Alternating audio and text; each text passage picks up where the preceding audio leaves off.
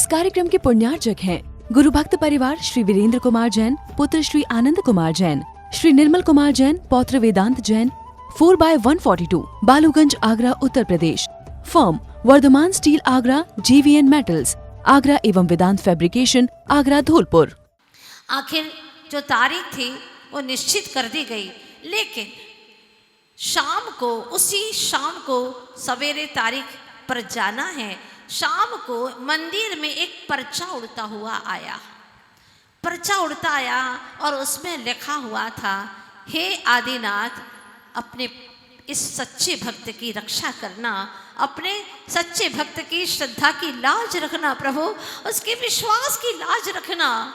बस वो पर्चा आया, पुजारी ने पढ़ा और शाम को संध्या वंदन के समय पर, आरती उतारने के समय पर प्रभु से प्रार्थना की, प्रभु जो भी तेरा सच्चा भक्त है और इस नगर का तो प्रथम नंबर का सच्चा भक्त है, भले गरीब है, निर्धन है धन से, लेकिन मन से बहुत अमीर है, उस भक्त की लाज रखना प्रभु, लाज रखना। प्रातः काल हुआ, कोर्ट में पहुंचाया गया। जज ने पूछा, गवाही है? हाँ गवाही है गवाह है तुम्हारे पास में? बोले हाँ।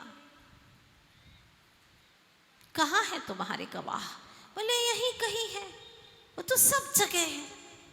जज चकराया, क्या बात कर रहे हो? हाँ बस आते ही होंगे अभी, इतना विश्वास आते ही होंगे, क्योंकि प्रभु भक्त पर आज आए ऐसा हो नहीं सकता।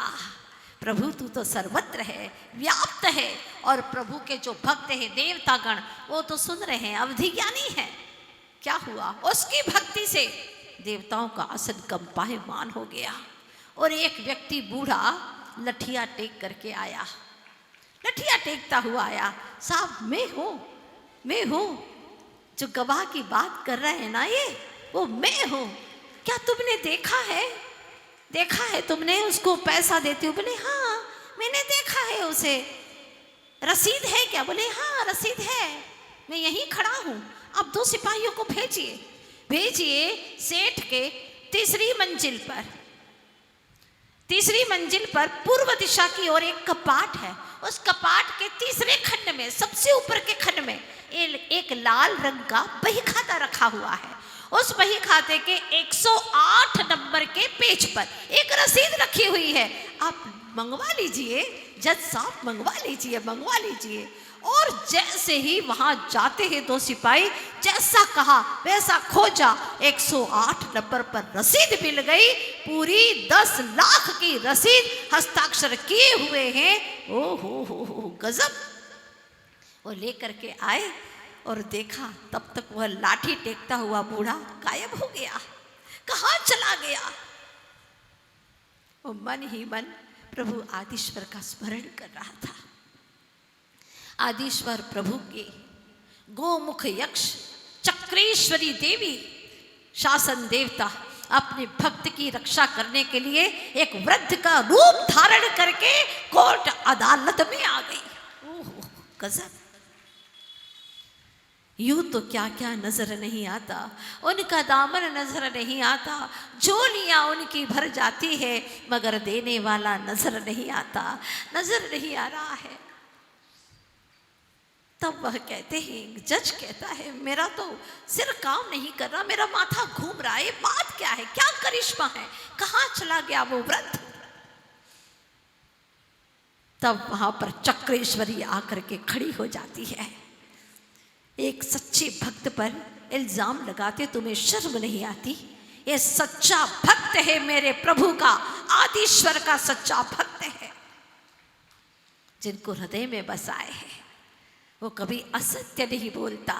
जब जज ने ये बात सुनी, तब उसने ऐलान करवा दिया पूरे नगर में, एक ऐसा भी नगर में सत्य शिरोमणि है, निश्चल भावों का धनी है, जो कभी भी किसी भी प्रकार से मायाचारी नहीं करता, जो कहता है वो बिल्कुल सच कहता है, उसकी बात पर हमेशा विश्वास किया जाए। ये घटना सब जब नगर के लोगों ने सुनी तो सबको बहुत अचरज हुआ कि भगवान की भक्ति से भगवान के ही भक्त उस भक्त की रक्षा करने के लिए कैसे धराव पर आ जाते हैं, किस किस रूप में आ जाते हैं, बात समझ में आ जाती है। लेकिन आज आप लोग भी सोच रहे होंगे काश हमारे भी जीवन में कुछ ऐसा चमत्कार हो जाए। होगा, चमत्कार होना कोई बड़ी बात नहीं है। निश्चल मन से करोगे नमस्कार तो निश्चित से होगा ऐसा अभूतपूर्व चमत्कार। बस शर्त यह है मन निश्चल हो। नहीं तो मंदिर में भी आते हैं, पूजा चलती रहती है, पाठ चलते रहते हैं, मन लगता नहीं है। यही तो छल है, यही तो अनंतानुमंदी मायाचारी है। बांस की जड़ के समान बहुत खतरनाक टेढ़ी मेढ़ी कहाँ घुसते हैं कहाँ निकलते, षड्यंत्रकारी मन, ये है छल। और जब तक ये छल रहेगा आप प्रभु परमात्मा को देख नहीं पाओगे। बच्चों की भांति एकदम निश्चल हो जाओ। जो छली व्यक्ति होता है, अनंतानुमंदी मायावी होता है, वो भगवान को भी ठग लेता है, वो गुरु को भी छोड़ता नहीं है, वहां पर भी छल कपट कर लेता है। एक व्यक्ति भगवान की भक्ति करने लगा, मुझे धन दौलत प्राप्त हो जाए, अकाल पड़ रहा है, बेहद परेशान हूँ, अब भगवान ही मात्र एक रास्ता है जिनकी भक्ति करने से कुछ अच्छा हो सकता है, और वह भगवान की भक्ति करता है। एक देवता प्रसन्न होकर के कहता है, बोल बोल प्रभु का भक्त क्या चाहिए तुझे। उसने कहा और कुछ नहीं, बस मेरी फसल अच्छी हो जाए, वर्षों से अकाल पड़ रहा है, खाने को कुछ है नहीं, बहुत परेशान हूँ, अच्छी सी फसल हो जाए। तो देवता कहता है मुझे क्या देगा बता। उसने कहा जो भी फसल आएगी उसमें आप ही बता दो, आप जो कहो वो ही मैं दे दूंगा। तो देवता ने कहा नीचे की फसल तेरी, ऊपर की मेरी। उसने कहा डन, बिल्कुल तय, नीचे की मेरी, ऊपर की आपकी, आपने जैसा कहा वैसा ही करूँगा। अब उस वक्त उस वर्ष बहुत अच्छे बारिश आई। उस व्यक्ति ने मूंगफली बो दी, मूंगफली बोई, बहुत अच्छी फसल आई। नीचे की फसल तेरी कहा था देवता ने, तो सारी मूंगफली उसकी और डंठल पत्ते उसके। देवता ने सोचा है तो बड़ा चतुर नारायण निकला।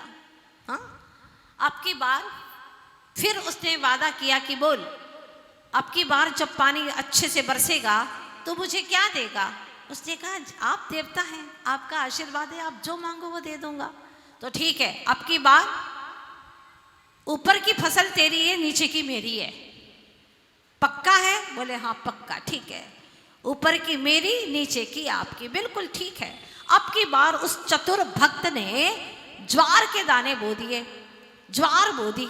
अब ज्वार आई तो ऊपर सारे सिट्टे लगे, सारे ज्वार ज्वार उसके और डंठल देवता के। देवता ने सोचा है तो बड़ा ही छली आदमी निकला, बड़ा चतुर निकला, अब काम नहीं बनेगा। तीसरा वर्ष था, देवता ने मांग लिया सुनो अब की बार ऐसे नहीं चलेगा। तो कैसे चलेगा, आप जैसे कहो वैसे चलेगा, नीचे की भी फसल मेरी और ऊपर की भी मेरी। उसने कहा जैसा आप कहें वैसा ही करूँगा। देखो बोलने में बहुत मधुर, बहुत मीठा, लेकिन अंदर में कितना छल है। ऐसा भी होता है, कई बार बोलने वाले बहुत मीठा मीठा बोलते हैं और उनकी बातों में आ जाते हैं, भले ही कड़वा बोले। बुखार मिटाने के लिए गोली कड़वी ही होती है, स्वाद उसका कड़वा होता है, लेकिन बुखार को जड़ से निकाल देती है। चाहे कोई कितना ही मीठा बोले, लेकिन आपके लिए अहितकारी है तो स्वीकार मत करना, ध्यान रखना। मैंने सुना था कि कपट भरी भाषा कैसी होती है। इसी बीच में वो बात मुझे याद आ गई कि एक व्यक्ति की पत्नी मरने के करीब थी, व्यक्ति की पत्नी मरने के करीब थी और डॉक्टर से कहा डॉक्टर आप देख लो। डॉक्टर ने कहा शायद ही बचे, बहुत बचना मुश्किल है। अब वह सरल परिणामी तो था नहीं, बहुत कुटिल परिणामी था। उसने कहा कि देखिए डॉक्टर साहब अब आप ही जाने, जो भी खर्च होगा मैं सब चुकाऊंगा, आप चाहो तो रिकॉर्ड कर लो। रिकॉर्ड कर लिया, क्या आप इलाज करो, जो भी खर्च होगा मैं चुकाऊंगा, सब चुकाऊंगा। अब आप चाहे बचाओ या मारो, बचाओ या मारो, बस मैं आपको चुका दूंगा, ठीक है। अब 7 दिन के बाद में बिल आ गया उसके पास में कि कम से कम भी उसका 5 लाख खर्च हुआ। जब 5 लाख खर्च हुआ तो पुरोहित के पास में निर्णय कराया गया क्योंकि व्यक्ति ने कहा मैं तो एक पैसा नहीं दूंगा। अरे क्यों नहीं दोगे, तुम ही ने तो कहा था कि मैं पूरा बिल चुकाऊंगा और तुम क्यों नहीं दे रहे हो। डॉक्टर साहब देखो, ये पुरोहित भी बैठे हैं, आप रिकॉर्डिंग मुझे सुनाइए, सबको सुनाइए, मेरे पास में भी रिकॉर्ड है। क्या था रिकॉर्ड? आप बचाओ या मारो, हम आपको चुकाएंगे। अब प्रश्न ये है, डॉक्टर साहब आप बताओ, आपने बचाया क्या? नहीं बचाया, क्योंकि वो मार दिया, मरीज तो मर गया है, मारा नहीं था लेकिन मर चुका है। प्रश्न ये है, हमने कहा था बचाओ या मारो, आपने बचाया क्या? नहीं बचाया ना, मर गया है वो। दूसरी बात, मारो, आपने मारा है क्या? ना बचाया है तुमने, ना मारा है, फिर पैसे काहे के चुकाए हम? बात समझ में आ रही है? हाँ, ऐसी कपट भरी भाषा होती है कि व्यक्ति कैसे बच निकलता है। भले ही तुम तत्काल शब्दों के जाल बिछा करके निकल जाओ, लेकिन इससे तुम्हारा हित होने वाला नहीं है। जज परेशान था मुजरिम से और कहा कि संक्षिप्त में जवाब दो, बिल्कुल संक्षिप्त में जवाब दो, हाँ या ना में जवाब दो। तो मुजरिम ने कहा कि जज साहब पहले आप मुझे बोलना सिखा दो, फिर मैं बोल दूंगा, हाँ या ना में जवाब दूंगा, मुझे पहले थोड़ा सा सिखा दो। कैसे सिखाऊं? बस मेरा यही प्रश्न है कि हाँ ना में कैसे जवाब देंगे? आपने अपने पत्नी को मारना छोड़ दिया क्या? मुजरिम ने क्या प्रश्न किया? आपने जज साहब अपनी पत्नी को मारना छोड़ दिया क्या? अब जज साहब क्या जवाब दें? अगर वह कहे कि ना, मतलब अभी भी पीट रहे हैं, और अगर हाँ कहते हैं तो मतलब पहले बहुत मारते थे। दोनों में आपत्ति है, दोनों में परेशानी है, क्या जवाब दे?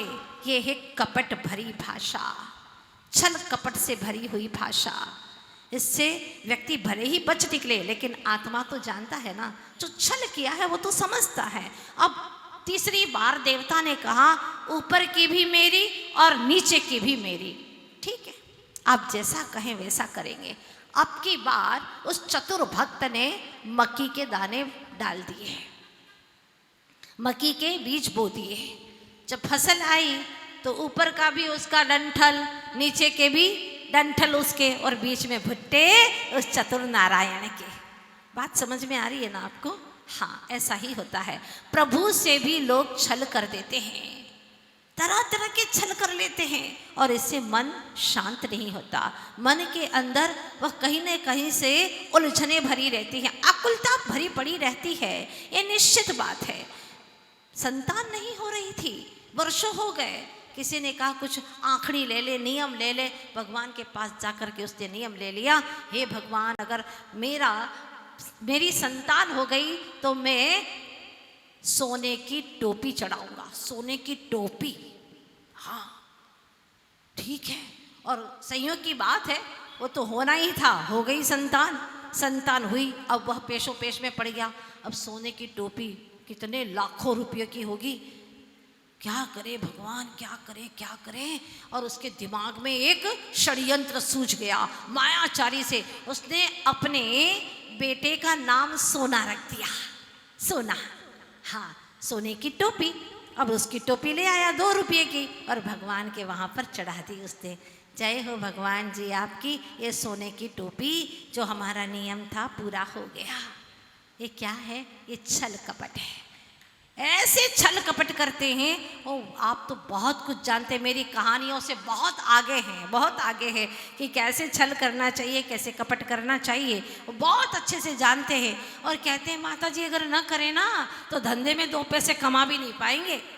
ऐसा नहीं है, पहले के लोग भी कमाते थे, लेकिन बिल्कुल किसी को धोखा दे करके नहीं, किसी से छल कपट करके नहीं, निश्चल मन से रहते थे, और उनकी कमाई भी रंग लाती थी, मन में शांति देती थी। आज चाहे तुम कितने, अब नंबर भी नहीं बता सकते, पहले 2 नंबर तक का था, अब तो बहुत नंबर आगे बढ़ गए हैं।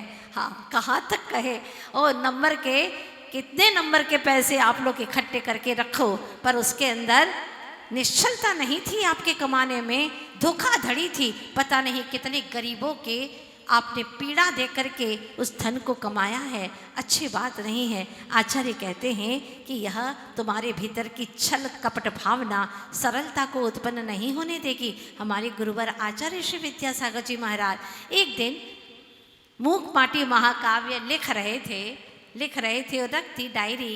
एक व्यक्ति जो कभी साधु को मानता ही नहीं था, आचार्य भगवान के पास में आया और परीक्षा की दृष्टि से आया। आकर के उसने आचार्य भगवान को नमन तो किया ही नहीं, बैठ गया और बैठ करके ऐसे ऐसे पेज पलटने लगा। आचार्य जी कुछ नहीं बोले, तो शांत बना थे। और वह पेज पलटने लगा तो उसने देखा क्या गजब की कविता लिखी है, बहुत अच्छी, अध्यात्म से भरी हुई, इतनी अद्भुत कविता। आहा, मटका बजा रहा है और उसके विषय में कविता लिख रहे हैं। ता थिन थिन था ता थिन थिन था, का तन चिंता। आहा, कितना अच्छा लिखा है। क्या तन की चिंता करना।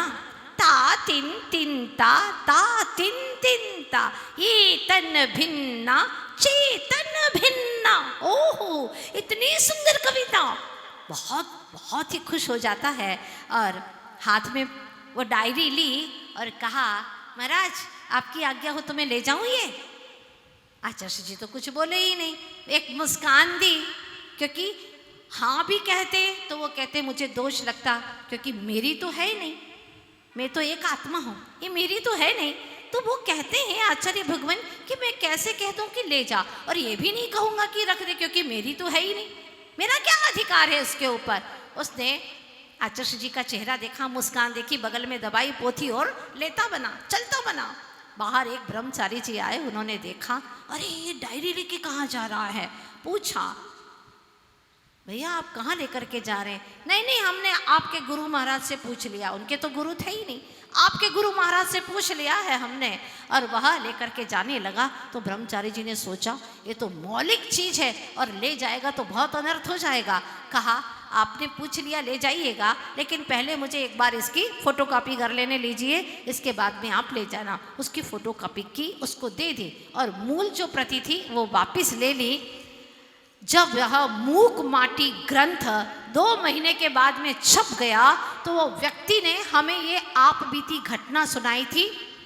मालवा में रहते थे वो, और उन्होंने हमें ये सुनाया कि माता जी, मैंने अपनी ज़िंदगी में किसी साधु को प्रणाम नहीं किया, लेकिन जब मुझे ये पता चला 2 महीने के बाद में कि मूक माटी महाकाव्य छपा है, और मैंने वो देखा मूक माटी महाकाव्य जिसको आचार्य महाराज ने 3 वर्ष में अपने चिंतन से लिखा है, वो कॉपी मैं उठा करके ले आ रहा था, उनके चेहरे पर एक शिकन नहीं। इस कार्यक्रम के पुण्यार्चक थे गुरु भक्त परिवार श्री वीरेंद्र कुमार जैन, पुत्र श्री आनंद कुमार जैन, श्री निर्मल कुमार जैन, पौत्र Vedant Jain, 4/142, Baluganj, Agra, Uttar Pradesh. Firm Vardhman steel Agra, JVN metals Agra एवं वेदांत फैब्रिकेशन आगरा, धौलपुर।